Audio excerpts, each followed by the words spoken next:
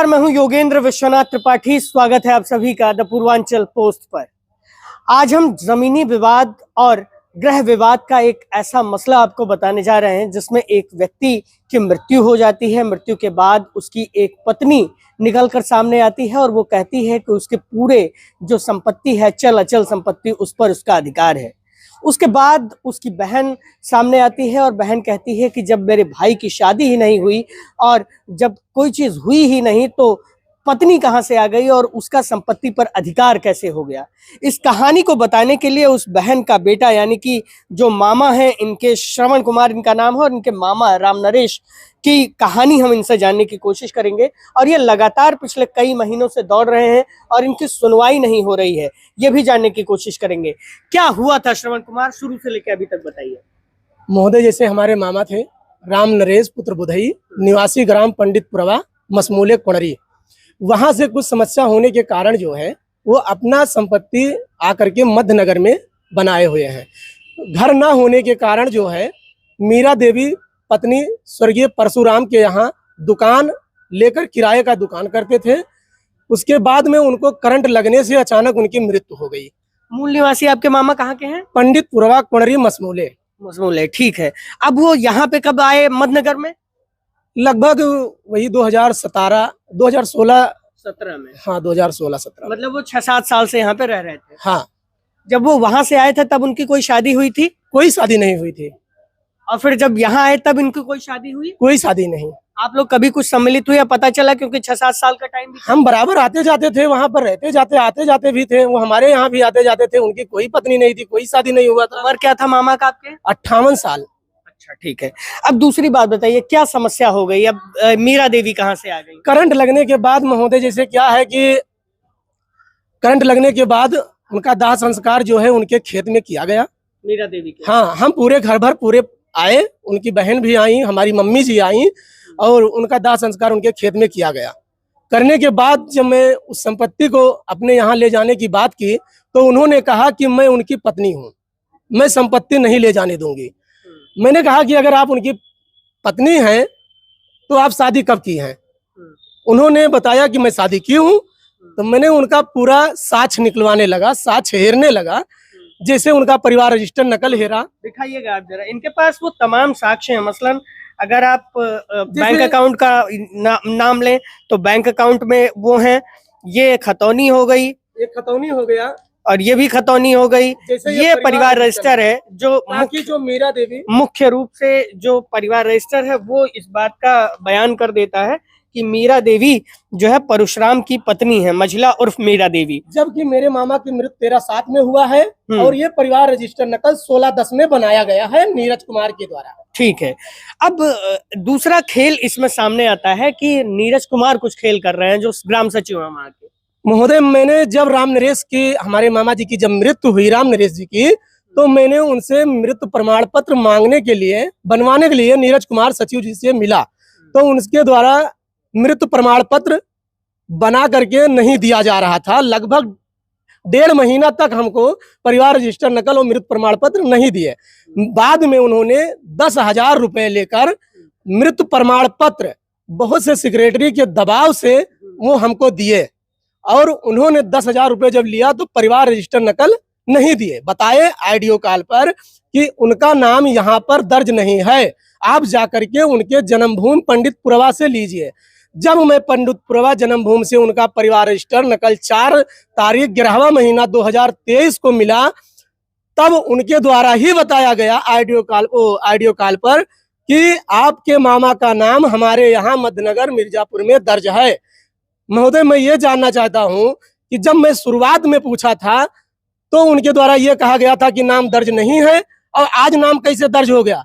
पूरी षड्यंत्र जो है केवल नीरज कुमार के द्वारा ही रची गई है। उन्होंने पूरी कोशिश किया है कि मैं पत्नी मीरा देवी को राम नरेश का बना के ही रहूंगा, जो करना है कैसे वो कैसे बना सकते हैं जब शादी नहीं हुई होगी? क्योंकि वो परिवार रजिस्टर नकल में कहते हैं कि मैं दर्ज कर दूंगा। उनकी 25 बीघा संपत्ति है, 1 लाख रुपया उधर से मुझे मिल रहा है, आप मुझे क्या देने वाले हैं? ये कब कहा उन्होंने आपसे? उन्होंने मुझे जब मैं परिवार रजिस्टर नकल मांगने गया था तभी कहे हैं। हाँ, और जब आप कहते कि परिवार रजिस्टर का नकल बना के दे दीजिए तो नहीं देते थे? नहीं देते थे, बताते थे कि हमारे यहाँ दर्ज नहीं है यार, जा करके तुम पंडितपुरा पुलिस लो, एक ही नहीं मिल नहीं, पाएगा। एक सवाल ये उठता है कि एक ही महिला दो लोगों की पत्नी कैसे हो सकती है? बहुपति प्रथा तो है नहीं हमारे यहाँ। अब महोदय वो तो नीरज कुमार ही बता सकते हैं कि एक महिला दो पति कैसे कर सकती है। हाँ नहीं, जिस परिवार रजिस्टर की नकल को आप दिखा रहे हैं अभी, जी फिलहाल ये रिलीज हुआ है 16/10/2023 को, जी है ना? अब इस 16/10/2023 वाले परिवार रजिस्टर में लिखा हुआ है महिला उर्फ मंझला उर्फ मीरा देवी, जी। पत्नी परशुराम। जी। अब ये परशुराम की एक तरफ से पत्नी हो गई, जी। फिर अगर दूसरा वो परिवार रजिस्टर का नकल बना भी देते हैं वो, तो वो राम नरेश की पत्नी कैसे हो जाएंगी? अब महोदय ये इसके सवाल उन्हें नहीं पूछा आपने? हमने पूछा तो महोदय उन्होंने यही कहा कि कुल मिला करके जो है वो यहाँ रहते थे, उनका नाम दर्ज है। मतलब पैसा दे दे कोई तो नाम दर्ज हो जाएगा, ना पैसा दे तो नाम नहीं दर्ज। अब महोदय हमसे मांगे ही थे, 10,000 दिए तो मृत प्रमाण पत्र दिए, 50,000 की मांग की तो परिवार रजिस्टर नकल देने की बात की उन्होंने। अच्छा, हाँ तो ये इनका बड़ा आरोप है। बस मुझे ये जानकारी चाहिए कि जब एक आदमी का नाम अलग ग्राम सभा में दर्ज है, जब तक उसका नाम हटा नहीं, उसका नाम काटा नहीं गया, तो दूसरे ग्राम सभा में कैसे दर्ज कर दिए? ठीक है, ये भी नहीं हो सकता। अब दूसरी चीज, आपने जब आपके मामा के पत्नी के बारे में खोजबीन शुरू की, आपने पुलिस विभाग में IGRS किया, राजस्व विभाग में IGRS किया, क्या परिणाम निकल के आया? IGRS जब हमने किया तो वहां पे यही परिणाम आया कि राम नरेश मृतक जो है उनकी कोई पत्नी नहीं है। निष्पक्ष गवाहों के द्वारा ये बताया गया कि उनकी शादी ही नहीं हुई थी, राम नरेश की शादी ही नहीं हुई थी। ये पुलिस ने अपने रिपोर्ट में लिखा? हाँ जी महोदय। ठीक है, अब पुलिस ने अपने रिपोर्ट में लिखा, फिर आप अब क्या चाहते हैं?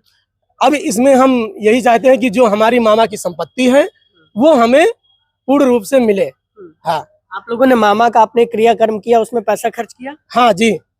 कितने रुपए लगभग खर्च हुए होंगे? 1.5 लाख रुपए मैंने गुड्डू को दिया है, उनके भाई जो हैं।